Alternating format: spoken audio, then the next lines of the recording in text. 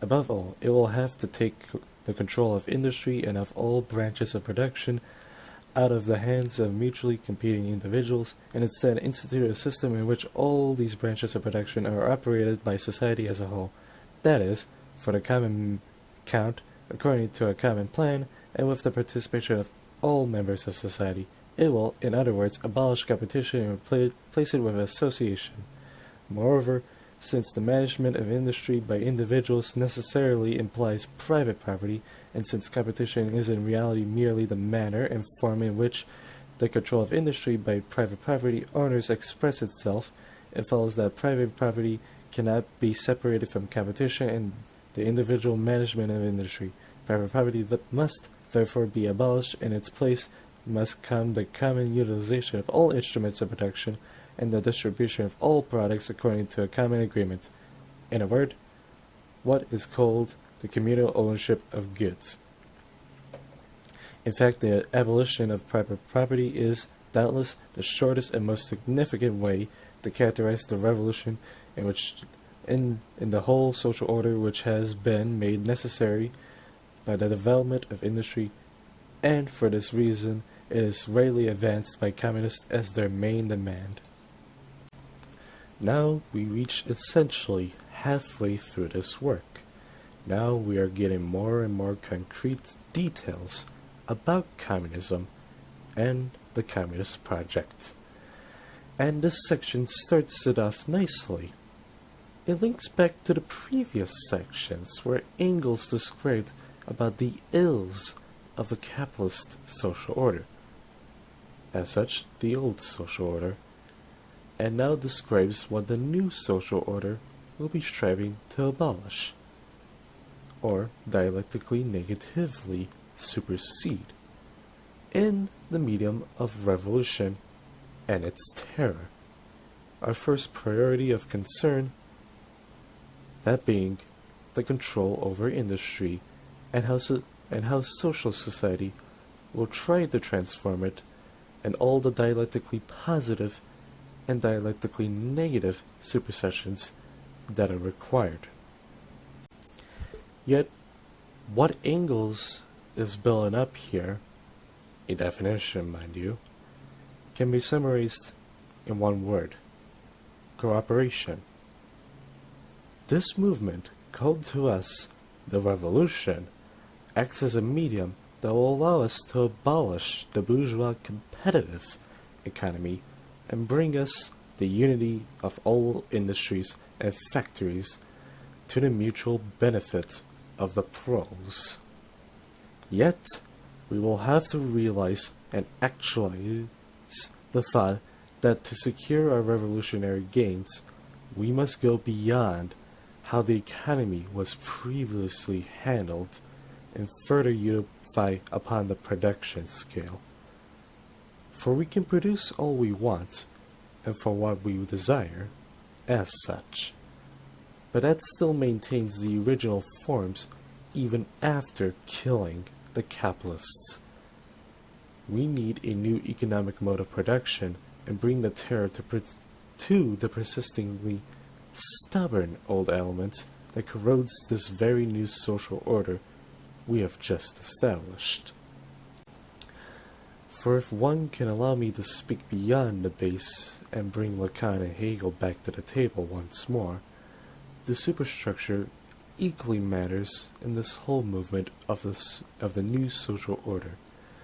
For the base of the old superstructure had to secure itself, and it did it by establishing its superstructure. Upon the collective unconsciousness, we still treat some things with the old attitude, even after lodging the old out, despite having our consciousness feel free from the repression of the old.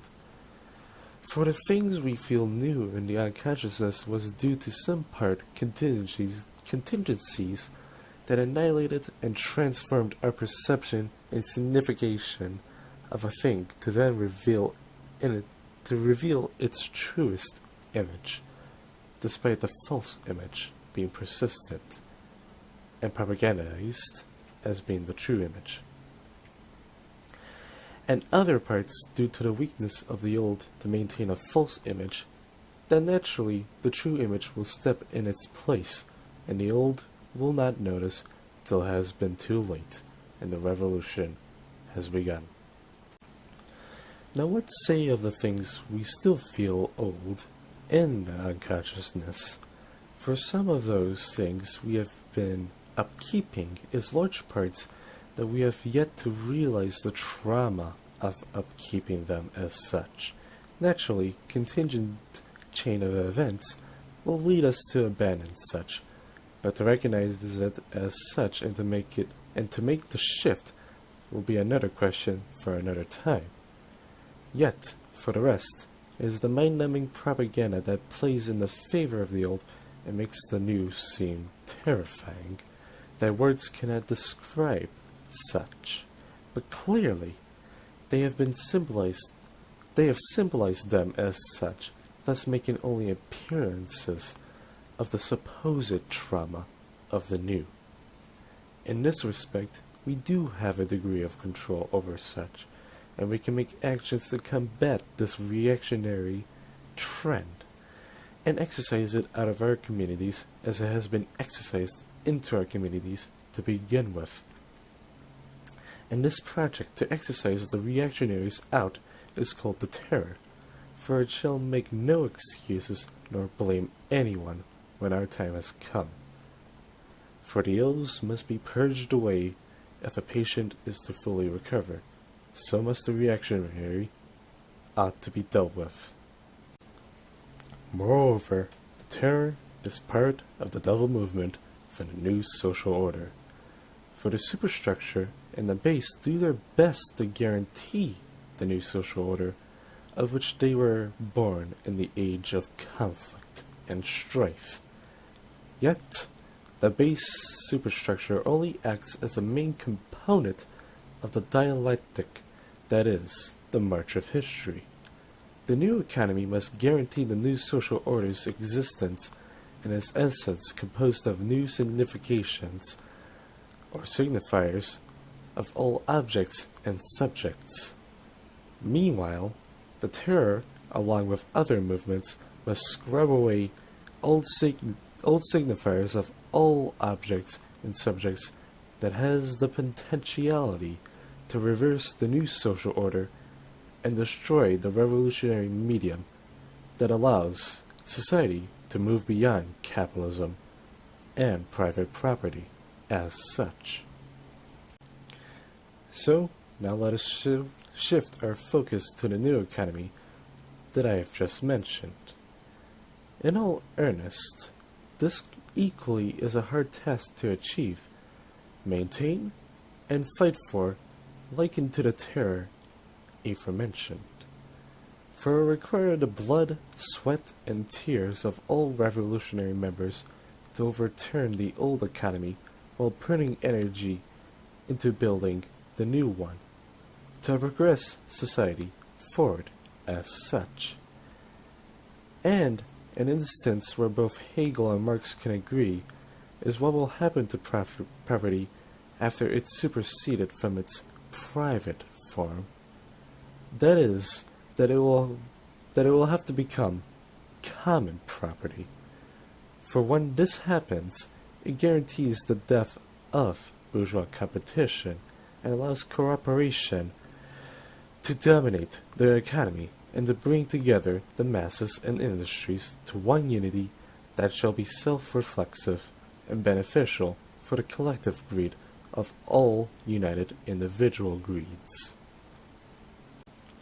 Before I approach to sections 15 and 16, I'd like to make another derailing to make two small points.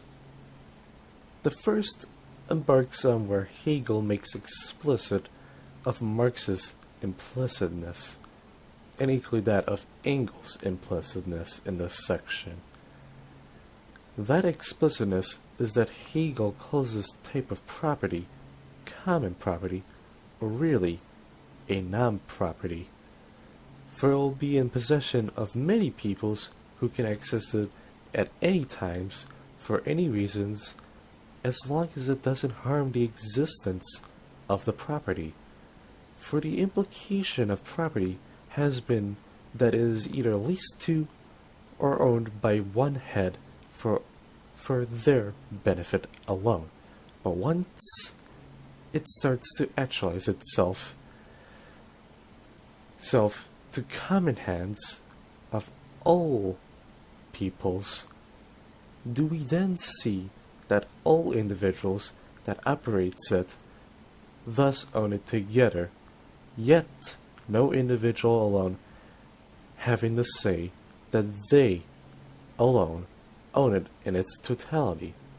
Thus, this is liberating in the fact that none can truly usurp it from the other, all can work on it, and the fact that the old identities have been truly superseded. The second embarks on a real example. The earliest one to truly master and perfect this section would be the October Russian Revolution. For all figures, from the unsung pros up to Lenin, Stalin, and co., have fought to destroy the old while dedicating energy to building the new. They have made possible that socialism could be reached, even if the country is devastated, while proving that filling up unfilled gaps will make possible to control new things which previously were out of control of those in revolution.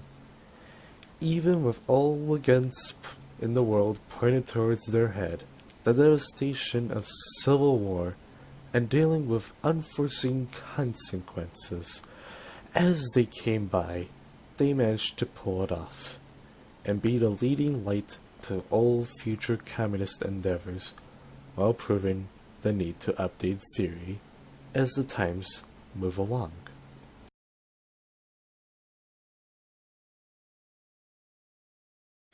Now, every change in the social order, every revolution in property relations is the necessary consequence of the creation of new forces of production which no longer fit into the old property relations.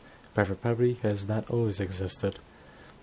When towards the end of the Middle Ages, there arose a new mode of production which could not be carried on under the then existing feudal and guild forms of property.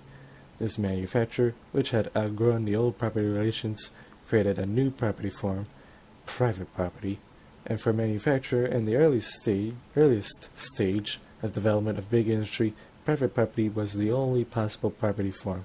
The social order based on it was the only possible social order. So long as it is not possible to produce so much that there is enough for all, with more left over for expanding the social capital and extending the forces of production, so long as this is not possible, there must always be a ruling class directing the use of society's productive forces, and a poor, oppressed class. How these classes are constituted depends on the stage of development. The agrarian Middle Ages give us the baron and the serf. The cities of the later Middle Ages show us the guildmaster and the journeyman and the day laborer. The 17th century has its manufacturing workers. The 19th has big factory owners and proletarians. It is clear that, up to now, the forces of production have never been developed to a point where enough could be developed for all, and that private property has become a fetter and a barrier in relation to the further development of the forces of production. Now, however, the development of big industry has ushered in a new period. Capital and the forces of production have been expanded to an unprecedented extent, and the means are at hand to multiply them without limit in the near future. Moreover, the forces of production have been concentrated in the hands of a few bourgeois, while the great mass of the people are more and more falling into the proletariat, the situation becoming more wretched and intolerable in proportion to the increase of wealth of the bourgeoisie. And finally, these mighty and easily extended forces of production have so far outgrown private property in the bourgeoisie that they threaten at any moment to unleash the most violent disturbances of the social order. Now, under these conditions, the abolition of private property has become not only possible, but also necessary. This section is probably one of the few straightforward ones. Just like how common property, non-property, in its truest essence, comes about to the Communist project, private property comes about in the bourgeois revolution. This also touches upon the ROP, relations of production, here as well, which that is tied to the development of society and the FOP, or the forces of production. For each new development, in fact, comes in conflict with existing relations and provides an antagonistic contradiction that will have to be resolved, while at the same time proving the existing relations have a flaw that can be dealt with. And whether they are dealt with in the existing social order or the upcoming social order will not matter, as long as this antagonistic contradiction still persists in either orders. As such, the formation of private property came about when manufacturing had come to be, and was successful in its endeavors against the mercantile, feudal, and guild systems, which then stemmed a new mode of production that allowed private property to consolidate itself, that being the capitalist steam power to the feudal water power that provided enough energy for the guild systems to function as such, and the feudal systems to function as well. And in this contradiction of a new social order arising in the decay of the old social order, it could come into being to the contingencies of the time and new forms of property that allowed it to exist as such. That being that every social order stems from a particular form of property that allows it to exist as such and is only consolidated by a new economic mode of production. Without such, there is none. And a ruling class will always exist as long as there isn't enough to go around to provide for everybody's laboring and everybody's needs. Thus, why Marxist-Leninist Maoists and the MLMs, or the Marxist-Leninist Maoists, all advocate planning as the main rationale for the economy and not the anarchy or chaos of production, since it has been proven thus far to combat such ills and prevent capitalist restoration in where they have operated. Once planning goes away or becomes astray to its goals, that being revisionism, comes about, does the decay of the new social order result in the old social order coming in. But now this old social order has harder knowledge that is able to make it harder for the new social order to come about. That being that the old social order will now know the tricks of the new social order and will try to deal with it as such. And to provide an actual example for the decay of a society, one must only look at the Khrushchevite revisionist era of the USSR, despite being a very strong era, albeit not comparable to the Stalin epoch, still led to the decay and the further revisionism in the USSR. that being the Brezhnevite revisionist era and the Gorbachev Yeltsinite epoch of the USSR. As such, when revisionism comes about, one must deal with it in any way possible in order to keep the revolution alive. Yet, to tie back to section 14, equally the bourgeois-RP relations of production will decay with our notion, begriff, of private property during the communist revolution and become common property or non-property as aforementioned. And as such, till the communist revolution happens, private property will hold the expansion of furthering developments of society if it comes into contradiction and into the damage of private property, and in that same movement will equally hold the expansion of the FOP, forces of production, which will only cause the FOP to lash back at private property and the existing social order. Thus, this antagonistic contradiction can never be resolved under a capitalist social order as such, and will always provide a background influence towards and in favor of the communist revolution, even when subdued beyond the point of human indecency under the capitalist social order.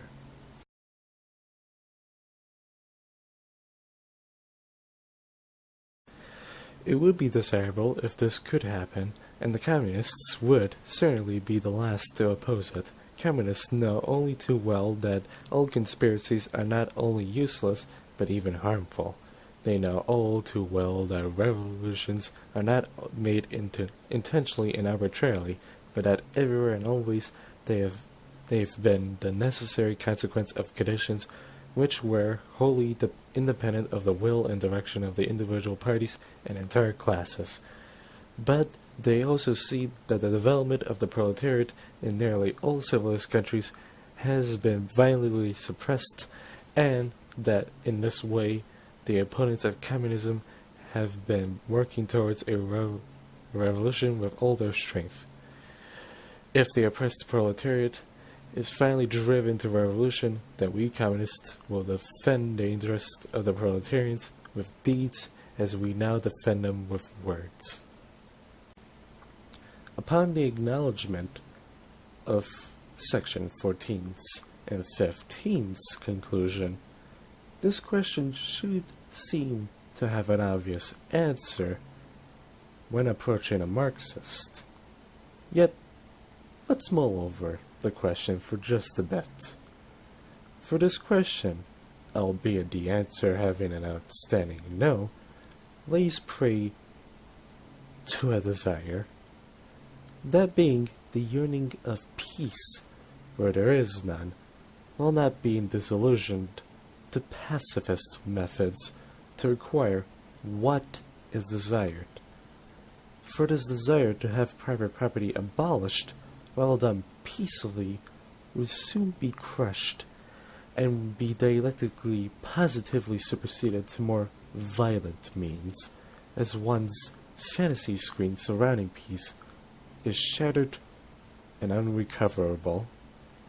Thus, while we make no excuses nor blames for our terror, for it shall be done even if the struggle must continue on forever.